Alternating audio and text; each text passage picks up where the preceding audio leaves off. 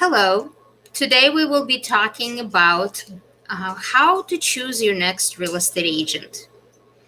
So, there are many professionals out there that will help you sell your home, and you need to be aware of who you should be talking to and hiring to protect your interests, get you the most money for your home, and sell it in the most reasonable amount of time. Now, the time aspect of it will depend on the market. For that matter, so will the price. So, I'm going to give you a couple of thoughts and ideas of how to interview professionals, what to ask, and how to choose the right one to work with you. That being said, I will tell you that the biggest important criteria that you have is someone that you trust to do right by you. There are many professionals with different potential experiences, education, marketing plans. But what you want to do is to find an agent who you believe will protect your interest. So let's get started. There are lots of different real estate agents that you can choose, and there are people who just started in their real estate career. There are part-time agents, full-time agents, overworked agents, burnt out agents, and so on and so forth. Please believe me when I tell you that not all agents are created equal.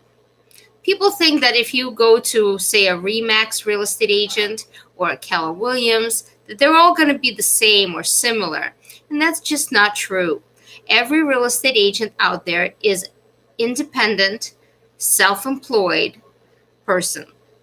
So let's talk about what a real estate agent does. Most real estate agents will do a few things for you. They'll put a sign in your yard, they'll place it in the multiple listing service, and then they're going to pray that another real estate professional will bring a buyer to your home. When you want to talk to a professional who knows what they're doing and can sell your home, make sure that they are intimately involved in the process. And what that means is they price watch your home. They watch the market and make sure that you are not falling behind, either because of the way the market is shifting or because of the time that it's taking to sell the home. And they prospect for your home. What that means is they talk to consumers. I talk to people every day. I talk to buyers and sellers, expired, for sale by owner, consumers who might have or know someone or themselves be the right buyer for a property. That is the professional that you want to hire. So, three most important points: education, experience, and a marketing strategy. Many consumers think that they want to hire someone who will give them the highest price for their home. Well, sellers, I got to tell you something. Real estate agents do not decide what your house is worth. The market decides what your house is worth. And in order for you to really understand that, your professional will do research and give you an idea of the value of your home. You decide the final price you want to put in. If your real estate agent urges you to overprice the home, be aware that when you decide to work with them, they will contact you on a weekly or daily basis and ask you to lower the price because no one showed up. Real estate agents who inflate the price of a home are basically what in the business we call buying a listing. Many real estate agents don't do that because it goes against the code of ethics that realtors belong to. Code of ethics states that we're not going to inflate the price to where the house will not sell only to get the listing. It's basically unethical to lie to a consumer to get the job. So be aware of that and be cautious of that. Other homeowners feel that they want to hire a real estate agent who is the cheapest. Well, and there's a lot of cheap agents out there. One thing you need to know is that you do not pay your real estate agent until the job is done. So be aware that sometimes you get less for what you intend. If you hire a cheap agent and your house does not sell, you've just lost valuable time to get the best possible price. Because typically, houses sell for more money if they sell within the first few weeks, if not the first few months, depending on the market, of the house being listed. So be aware that when you're thinking you're saving money, you might be losing money.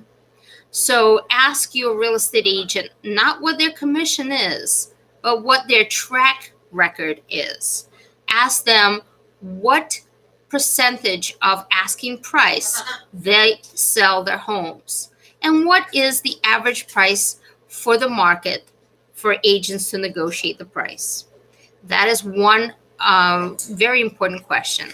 Years of experience is another one.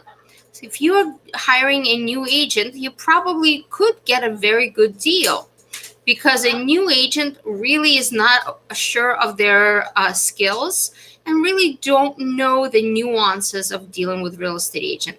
If you hire someone who has been doing this for a very long time, you can be assured that that agent has lived through different markets and has seen many different situations and can walk you through the pitfalls. That's one of those things, like a Tic Tac commercial, that if it goes smoothly, you don't need a real estate agent. It's when the problems arise, you want to have the best possible professional.